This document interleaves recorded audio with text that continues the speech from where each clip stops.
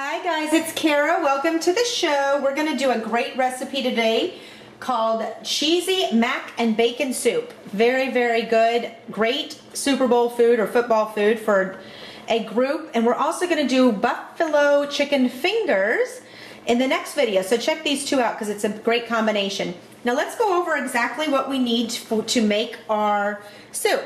We need pasta. We're cooking 1 pound of elbow macaroni. So we're cooking that while we're multitasking. You need flour and butter to make a roux, garlic powder, nutmeg, dry mustard, salt, white wine, milk. You've got the pasta, chicken broth. Blue cheese is going to top it. You're going to sprinkle it on. You can add some chives if you wanted to, even some more bacon if you wanted to. We're using the Canadian bacon versus regular bacon. I love this salty flavor, which you can choose whichever one, or you can leave it out completely. We're going to do chopped onions, and of course it can't be cheesy without the cheese. So let's go ahead, we're going to drain our pasta, and then we'll start making the soup. To start, we're going to add about a tablespoon of butter, and we are going to also add our onions. Let these saute a little bit. Now I'm using the same pot that I boiled my pasta in, so it's already hot, which is fantastic. And we're going to add about a half a cup of onions. Now this is absolutely optional. You can do a half a cup of onions, half a cup of celery, and or a cup of each, or none at all. It really doesn't matter. But we're going to saute these onions with the butter while that cooks and gets them a nice golden brown. Now as the onions begin to saute and turn nice golden brown, I'm going to go ahead and add my bacon. This is Canadian bacon, and again, it's very flexible. I'm using scissors because to me it's just really easy and no mess to just cut them right in. You want about a 1/4 cup, so I'm doing 4 of the thick slices. You can do a 1/4 cup of bacon, chicken, really anything that you choose to just give it a nice flavor. This is going to give it a great smoky flavor. You want them about bite size. We're going to go ahead and stir that so that this can really soak up the flavors of the onion. And as this still cooks for a couple more minutes, we're getting ready to add the flour so we can make that great thickener. And then add all of the other yummy stuff. As the onions saute, you can only imagine what my house smells like right now. We're going to go ahead and add the tablespoon of flour. Again, tablespoon butter, tablespoon flour in anything, and that creates a roux to make a thick sauce. Didn't know that you were going to learn all of this stuff making this. We're going to keep cooking it. We want to make this a real nice little paste because when we start to add our liquid, like our milk, wine, and broth, we need it to thicken up, so we don't drink it through a straw. So we're going to continue to stir this. We are going to deglaze the pan with white wine. We've got a half a cup of white wine. We're going to put this in here and just cook it to deglaze so we get all of those yummy flavors.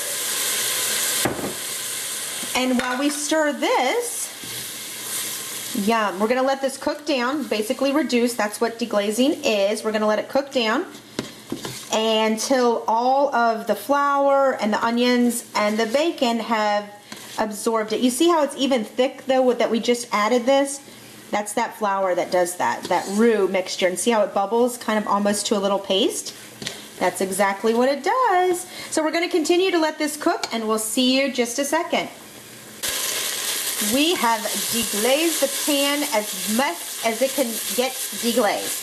So now we just need to start to add the broth and milk. We're going to go ahead and add the milk right now, which we're adding 2 cups of milk, and then we're going to do 2 cups of broth. Let's just do this as we are joined together. 2, oh, that's all. I start to count in my head. Lose track at number 2. There we go. Now we're going to go ahead and add the chicken broth as well so we can start to stir all this in. The last thing we're going to add is, of course, the cheese and the pasta. We're going to let this cook together a little bit. But we need to make sure that we add the seasonings. We're going to do a teaspoon of garlic powder. I'm not measuring this. I kind of know what it looks like in my head. I'm sure you may as well.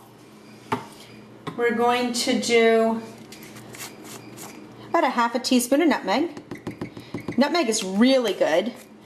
That may be a smidge more, but is really good, especially in like Alfredo sauces. That's one of the ingredients that some of the wonderful chefs use. And then we're going to do a half a teaspoon of dry mustard. Good.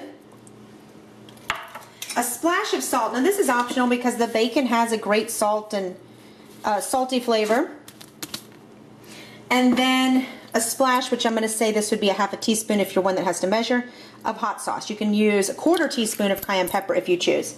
But we're just going to use the hot sauce because we have it since we are making the buffalo fingers as well. So we're going to let this stir and heat up. As the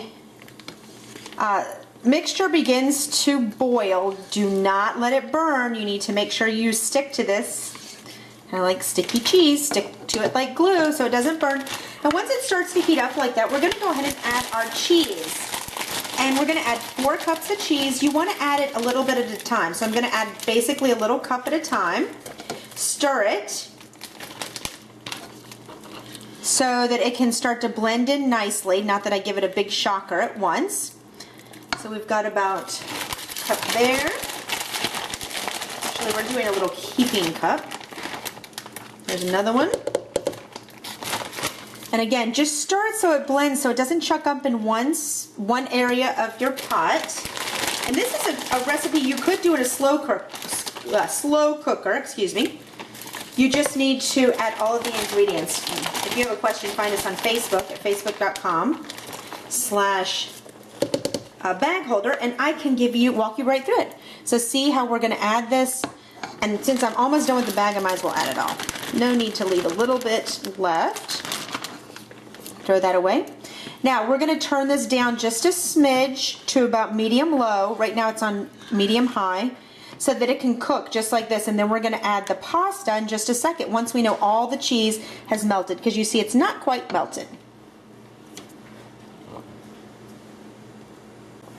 Let's start to add our pasta. And we'll do this slowly. 1, so I don't splash and make a mess. And 2, so that I can stir it nicely. Make sure it all gets coated. And again, this is about a pound of pasta.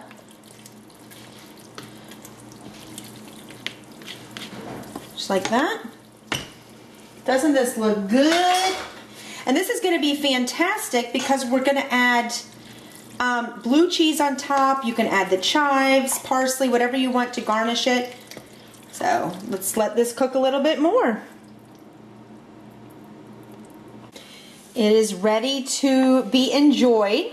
We just cooked it for another 4 or 5 minutes just so it would get bubbly. And look at this. Does this look awesome? So you just serve it right out of a crock pot or a pot. Sprinkle it with some blue cheese. You can add chives. You can add green olives, which I love green olives in pasta. And you are good to go. Does that look fabulous or what? Guys, thanks so much for joining us. Visit us at facebook.com/bagholder. Don't forget to check out my blog, todaysliving.net. I'm certainly not the perfect cook, but I am one that is not messy. See you soon.